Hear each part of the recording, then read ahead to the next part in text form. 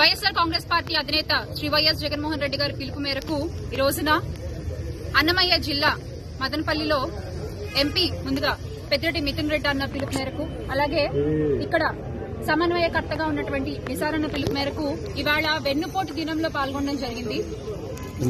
అంటే 1994 ఎన్నికల తర్వాత శ్రీ నారా చంద్రబాబు నాయుడు గారు ఆయన సొంత మామగారు అయినటువంటి నందమూరి తారక రామారావు గారికి వెన్నుపోటు పొడిచారట అని అప్పట్లో మేము విన్నాం. అంటే ఇప్పుడు మా వయసు ఉన్న వాళ్ళం అప్పుడు విన్నాం. అప్పటి నుంచి ఇప్పటి వరకు కూడా, అంటే మొన్న జరిగినటువంటి 2024 ఎన్నికల తర్వాత ప్రజలకి ఆయన పొడిచిన వెన్నుపోటుతో సహా కలిపి ప్రత్యక్షంగా చూస్తున్నాం. చంద్రబాబు నాయుడు గారు అంటే వెన్నుపోటు అంటే చంద్రబాబు నాయుడు గారు 4 సార్లు ముఖ్యమంత్రి అయ్యాను అని గొప్పగా చెప్పుకునేటువంటి చంద్రబాబు నాయుడు గారు ఒక్కసారైనా వెన్నుపోటు లేకుండా పరిపాలన చేశారా అని ప్రశ్నిస్తున్నాం. ఈ రోజున దేని నుంచి మొదలు పెట్టాలి అర్థం కావట్లేదు. అంటే పసికందుల దగ్గర నుంచి రక్షణ కల్పించలేని ఈ కూటమి ప్రభుత్వం ఆడపిల్లలకి పొడిచిన వెన్నుపోటు దగ్గర నుంచి మొదలు పెట్టాలా?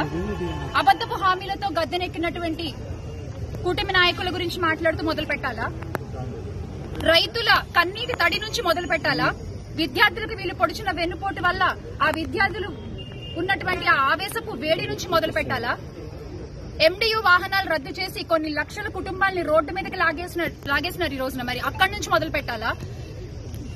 లేకపోతే డిఎస్సీ అభ్యర్థుల్ని అతి దారుణంగా వెన్నుపోటు పొడిచారు, అక్కడి నుంచి మొదలు పెట్టాలా? ఇలా చెప్పుకుంటూ పోతే దేని నుంచి మొదలు పెట్టాలో తెలియనటువంటి పరిస్థితి. సంవత్సర కాలం పూర్తయింది కూటమి ప్రభుత్వం అధికారంలోకి వచ్చి. కూటమి ప్రభుత్వం ఇచ్చే హామీలకి నేను బాధ్యుణ్ణి అని గొంతెత్తి అరిచినటువంటి టీపీపీ గారు, పిఠాపురం పీఠాధిపతి పవన్ కళ్యాణ్ గారు ఈ రోజున ఆయన కూడా మాట్లాడట్లేదు. మరి ఆయన దగ్గర నుంచి మొదలు పెట్టాలా? ఏంటిది అంటే మీరు నోటికొచ్చిన హామీలు ఇచ్చేస్తాము, అలవి కాని హామీలు చెప్పుకుంటూ వచ్చేస్తాము, ప్రజలు మమ్మల్ని నమ్మేస్తారులే, మేము గద్దెనెక్కేసాంలే, ఇంకేంటి వాళ్ళని పట్టించుకోవాల్సిన అవసరం లేదులే అని అనుకుంటే మాత్రం ప్రజల పక్షాన నిలబడి ప్రశ్నించేటువంటి పార్టీ వైఎస్ఆర్ కాంగ్రెస్ పార్టీ ఒకటి ఉంది అని మీరు ఖచ్చితంగా గుర్తుపెట్టుకోవాల్సిన విషయం. మీరు మర్చిపోతే మీకు గుర్తు చేయడానికి మా పార్టీ కార్యకర్తలు పల్లె పల్లెలో, మండలం మండలంలో, గ్రామ గ్రామంలో, వాడ వాడలో ప్రతి చోట ఉంటారు. ఈ రోజున వైఎస్ఆర్ కాంగ్రెస్ పార్టీ కార్యకర్తకి ఎదురు నించుని మాట్లాడలేనటువంటి పరిస్థితిలో కూటమి ప్రభుత్వం ఉంది.